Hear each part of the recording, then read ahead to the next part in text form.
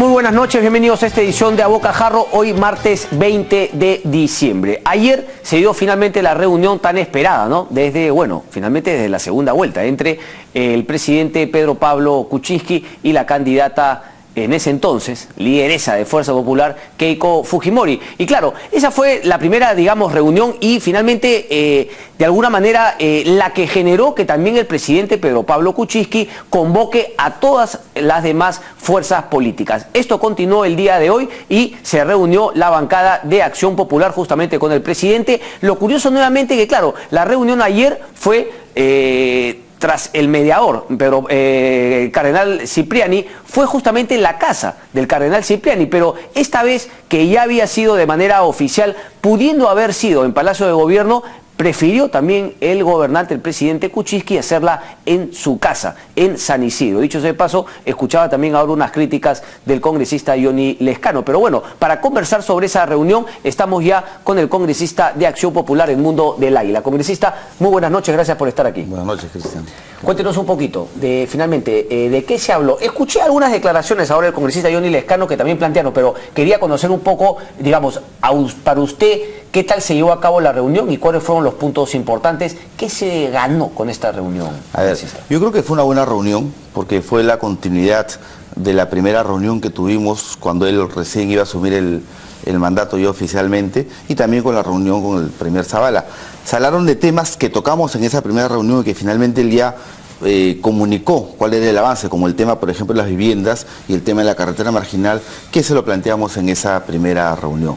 Se tocó ese tema, se tocó el tema del CAS, ¿no? Pero básicamente se centró en esos dos puntos, cual el presidente explicó que el próximo año ya empieza la construcción de 40.000 viviendas, pero no viviendas al estilo techo propio, mi vivienda, que en su momento fueron buenas y se construyeron, sino él va a regresar un poco y va a construir viviendas al estilo como lo hizo Fernando Belaúnde, es decir, con servicios, acceso a servicios tales como la educación, la salud, el deporte, conjuntos habitacionales. ¿En dónde? ¿Ya las tiene planeadas? ¿Les ha dicho dónde o todavía? No especificamos lugares, pero ya el próximo año salen las primeras 40.000 viviendas, así que esa es una gran noticia. ¿Y por qué finalmente era un tema que a ustedes les interesaba? Porque entiendo que además fue parte de la propuesta un poquito de lo que impulsaban también durante la campaña en primera vuelta. Sí, no solamente es la propuesta, sino es lo que hicimos. Hace 4 o 5 meses San Felipe cumplió 50 años y es uno de los pocos conjuntos habitacionales a nivel sudamericano y mundial que se ha revalorizado. Sí. Entonces, cosa que es atípico en el Perú,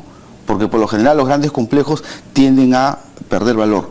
Acá se ha ganado. Entonces, se quiere volver a darle calidad de vida a aquellos ciudadanos que no únicamente pues se acostumbran a tener a un techo como un derecho, sino tener derecho a otras cosas más. Correcto. Y en el tema de la marginal, porque claro, nos ha tocado dos puntos que finalmente eran también parte de todo el discurso del arquitecto Fernando Belaúnde Terry, el líder histórico de su partido. No solamente el discurso, sino la práctica y el hecho, ¿no? Fernando Belaúnde construyó la marginal en sus 2 periodos. Estas no son palabras, estas son realidades. Claro, estas son realidades, así es, efectivamente.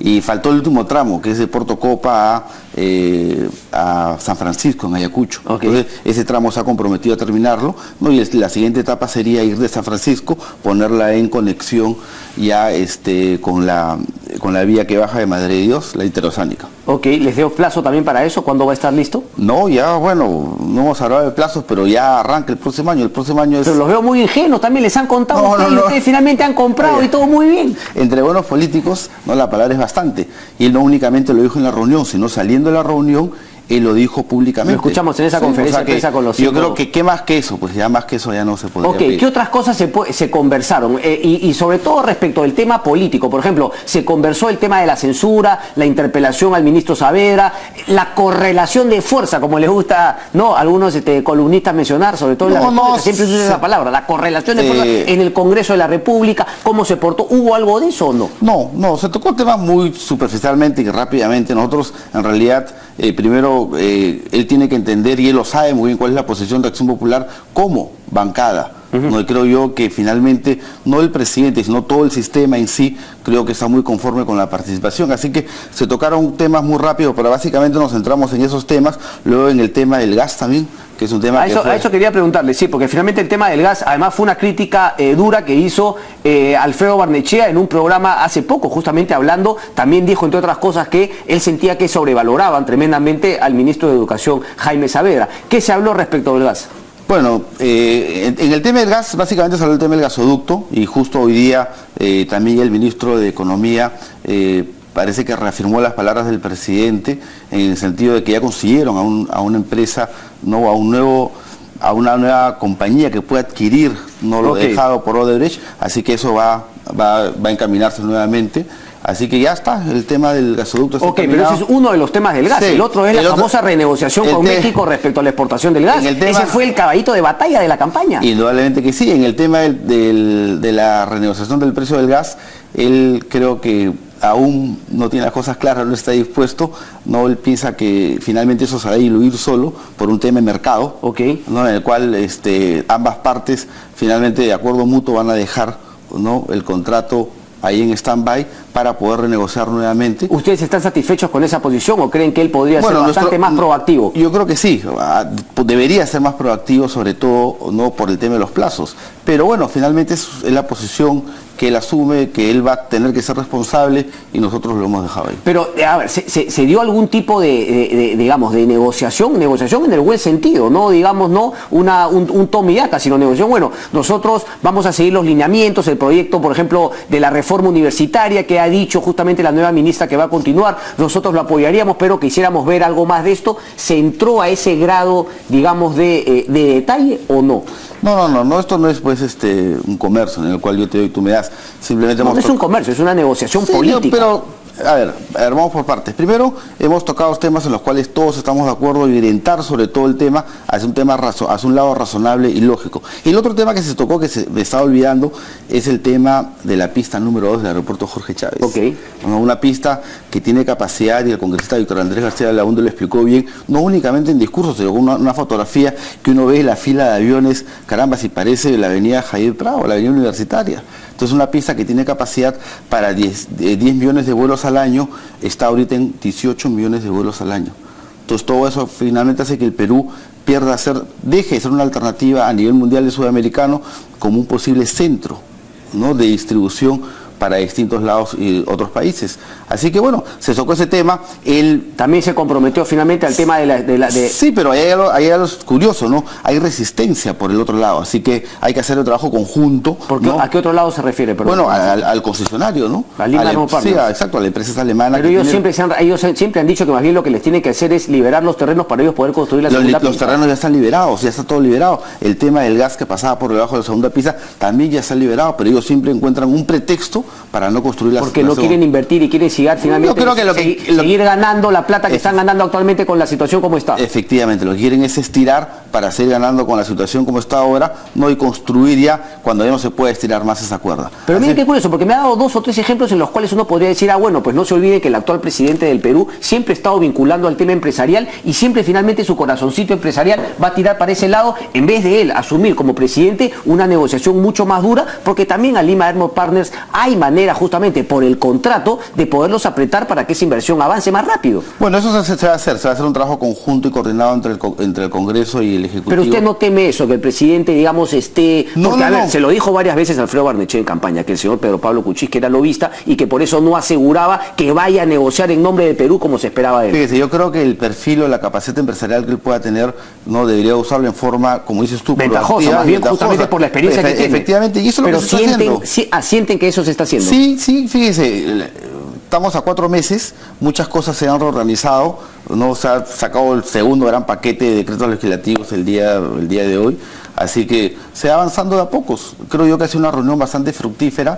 El presidente ha encontrado bastante receptividad por parte de la bancada y nosotros a su vez también por el lado del presidente, ¿no? Tengo una curiosidad, porque ustedes han ido los 5 congresistas. ¿La invitación fue a los 5 congresistas o también, digamos, fue una invitación al partido? ¿Cómo se cursó, digamos, de manera concreta esta invitación para visitar al presidente? ¿Cómo se cursó? A mí él me llamó el vocero, Johnny Lescano, y me dijo, Edmundo, tenemos reunión con el presidente el día de mañana. O sea, se manejó a nivel de congresistas, ¿no? Que somos los 5 que hemos asistido. pero quien llevaba la voz cantante era Johnny Lescano. O sea, parece que alguien de Palacio se comunicó con el congresista Lescano. Bueno, claro, es el vocero, es la persona que hoy en día pues conduce y tiene acceso a la comunicación por parte de la ¿Y no se esperaba la presencia de Alfredo Barnechea? Porque, por ejemplo, en el caso del Frente Amplio no van a ir los 18 congresistas, va a ir Verónica Mendoza y también Marco Arana. Justamente lo anunció ahora con ustedes el presidente. Bueno, hubiera sido que haya Alfredo. No tengo los pormenores o el detalle de por qué no fue. Lo indudablemente que no ha sido invitado, porque si hubiese estado invitado, él hubiese estado ahí.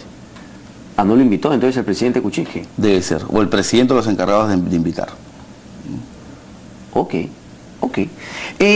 No hay la sensación de que finalmente, porque ustedes no mandaron, o sea, cuando finalmente el congresista Lescano recibe la invitación y luego se los comunica al resto de congresistas, no es que había una agenda previa a puntos a conversar. Ustedes han llegado y han ido saliendo, digamos, de manera espontánea de estos temas. Sí, bueno, creo yo que no había una agenda determinada, había una agenda que había sido postergada, que es lo que te comenté en un inicio, que es lo que se habló en la primera reunión y en la segunda con el primer Zavala.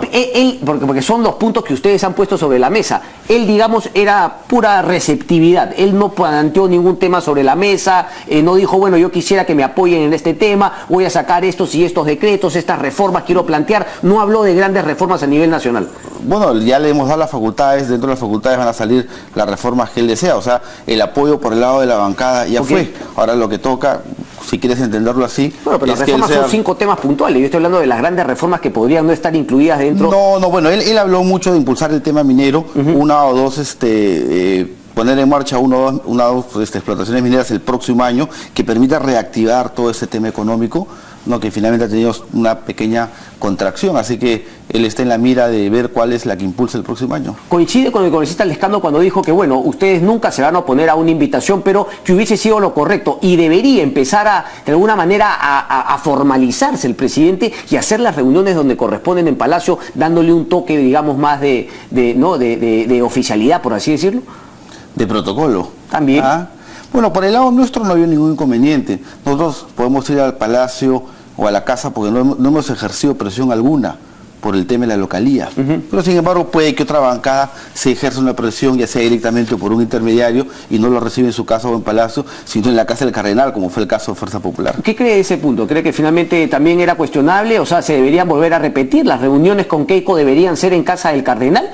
Yo creo que por ser primera vez vamos a dejarlo ahí, pero de ahora en adelante yo creo que el presidente debería hacer valer la figura, ¿no? Y toda la majestuosidad que tiene el cargo que hoy en día ostenta. ¿Y en dónde deberían hacerse las reuniones futuras? En su casa o en Palacio. Pero es que ahí se está contradiciendo, porque el cargo que ostenta ya no es hacerlo en casa, sino en Palacio. Lo que pasa es que esa sede, esa localía la fijó el Cardenal, no la fijó el presidente. Pero por eso lo que voy es que no debería ser tampoco la casa, sino el Palacio. Pero bueno, a estas alturas del partido parecen nimiedades, ¿no? Ese tipo de cosas. Pero sí creo que finalmente deberían poder hacerse en Palacio de Gobierno. ¿No les queda la sensación de que, claro, el presidente lo que necesitaba era conversar con Keiko Fujimori y por esa necesidad, dentro del contexto, fue que dijo de taquito, bueno, me voy a reunir con todos para no quedar tampoco pues como que lo que en verdad quería era imperiosamente, necesitaba reunirse con Keiko Fujimori? Bueno, en todo caso lo han ayudado finalmente. No voy a entrar a interpretaciones, pero lo que sí es cierto es que la reunión ha sido positiva y estoy dando resultados palpables. También con el presidente, bueno, yo al final hablé con él, yo he presentado una ley para que finalmente estos tan queridos de eso queríamos hablar, del tema de los bomberos. Del tema de los bomberos, ¿no? Que tan queridos personajes como son los bomberos puedan tener una autonomía, ¿no? En cuanto a presupuesto y no depender de migajas y de buenas voluntades por parte de buenos alcaldes, ¿no? Entonces ese tema se ha presentado, le pedimos apoyo para que él finalmente pueda hablar con la bancada, ¿no? Y pueda ayudar el tema de poder llevar adelante. ¿Qué es lo que se necesita? Porque justamente leía una entrevista que le hicieron respecto de este tema. ¿Cuál es un poco la propuesta? ¿Cuándo sería presentada? Habría que contar también los votos de Fuerza Popular para poder sacar adelante este proyecto. Yo creo que los bomberos generan consenso. Eso ya se presentó y probablemente se vea pues ya a partir del 1 de marzo del próximo año. ¿En qué consiste? Rápidamente, digamos, los puntos más importantes. ¿Qué pasa? Hoy en día los bomberos reciben presupuesto de la PCM, ¿no? Del gobierno central, un presupuesto que todo el mundo tiene claro y es sabido que no es suficiente para poder hacer toda la labor que hoy en día hace. Pero perdón, ¿no ha sido adscrito ya al Ministerio del Interior? Bueno, del gobierno. Del gobierno. ¿No? Entonces lo que se desea es que finalmente, no en base a recaudación o aportes de los ciudadanos, que estoy seguro que no se van a oponer porque ya antiguamente existió, no puedan tener y duplicar ese presupuesto. ¿Vía qué? Vía el aporte, recibos de luz, ¿no? Vía las empresas con el tema del SOAT, ¿no? Y el otro que es el impuesto predial. Con esos tres lo que logramos es casi duplicar y aumentar un poquito más el presupuesto de los bomberos. ¿cuánto más podría...? 60 millones. ¿Y ambos. cuánto crees que necesita ese presupuesto? Porque claro, lo escucho el proyecto suyo, escucho también cuando Pedro Pablo Kuczynski con su esposa visitó y en una ceremonia de los bomberos y decía, bueno, vamos a conseguirles más esto, pero ¿se ha hecho un análisis serio de cuánto dinero necesitan los bomberos y a partir de eso, cómo hacemos para dárselos? Fíjese, con lo poco que tienen, hacen mucho. Con el doble, estoy seguro que van a hacer más de lo que están haciendo ahora. Es una primera iniciativa. Bueno, y con un sol más también pueden hacer un poquito más. Lo importante es cuánto se necesita para que los bomberos puedan estar preparados para atender las emergencias. Bueno, es un primer paso. Nada es estático en esta vida. Yo creo que es un primer paso. Y no es un primer paso que responda a una situación o una coyuntura en particular, sino que se ha estudiado y que se ha analizado todo el historial de cuál ha sido la evolución de los bomberos y lo que se quiere hacer, que sea un primer paso para hacer acciones futuras que finalmente puedan poner a los bomberos en un nivel que deberían estar. ¿Quiénes son los primeros que guían a los... Pero a ver, me da disculpa congresista, pero ¿no sería lo serio exigirle al Ejecutivo que justamente haga el análisis de cuánto dinero necesitan los bomberos para luego convertirlo justamente vía un proyecto de ley y darle el presupuesto que necesita? Esta es una iniciativa propia, no que lo hace únicamente para el tema de inversión, ojo, ahí no hay gastos corrientes, gastos operativos, y se va a generar toda una bolsa y va a ser administrada de forma eficiente. Entonces, para el tema de inversión... ¿No es un parche? Déjame que sea pesado. ¿No es un parche? No, no es un parche. No es un parche. ¿Por qué no es un parche si es que en verdad no sabemos cuál es la situación integral del Cuerpo General de Bomberos? Fíjese, el déficit de los bomberos en términos de inversión o infraestructura está a casi el 20%. No, casi nada. No, lo que se trata muchas veces, lo que pasa en el cuerpo es que vive de donaciones, de máquinas que no usan en otro lado y llegan acá. Y el otro tema, pues te lo dejo ahí, es el tema que va a pasar la organización de los Panamericanos, lo va a sacar el Ministerio de Educación y lo va a llevar a otro ministerio. ¿Eso quién lo dijo? El presidente. Cuénteme un poquito más, por favor. Yo iba a terminar la entrevista y me suelta esta pepa al final, justo cuando voy a poner la música y los Panamericanos me suelta la pepa. Ustedes se lo preguntaron, él lo dijo de motu propio. Bueno, ustedes le dijeron, bueno, tenemos una preocupación, hay un loquito ahí a las 11 en Canal N que habla del tema de los Panamericanos. Algo le preguntaron, ¿cómo salió este tema? Con música incluida. Con música incluida. ¿Cómo salió? Ustedes le preguntaron, ¿cómo había preocupación? ¿Cómo va avanzando este tema? Bueno, a ver, primero, indudablemente que hay una preocupación de ambos lados. Yo, como te dije, yo soy miembro de la Comisión de Educación. Sí. Y el presidente confía mucho en Carlos Neuhaus, que creo que es una persona que tiene todos los pergaminos para poder llevar adelante el tema. Pero lo que se quiere es, quizás aprendiendo, recogiendo las experiencias, no de las sugerencias de las demás bancadas, es sacar este problema de los Panamericanos del tema educativo. Lo van a sacar del Ministerio de Educación y lo va a dejar adscrito a la PCM. No. ¿A dónde? A otro ministerio. ¿No se sabe todavía? ¿No se los dijo? Él habló de dos ministerios, que era vivienda o transportes. Al menos el tema de la construcción. ¿Vivienda o transportes? Sí. Ajá. Y no habló del tema del deporte en sí, el Instituto Peruano del Deporte, darle rango de ministerio, sacarlo finalmente de educación. No entramos, de ese tema no habló. Porque fue algo parecido a lo que está pasando ahora, fue casi al final de la entrevista.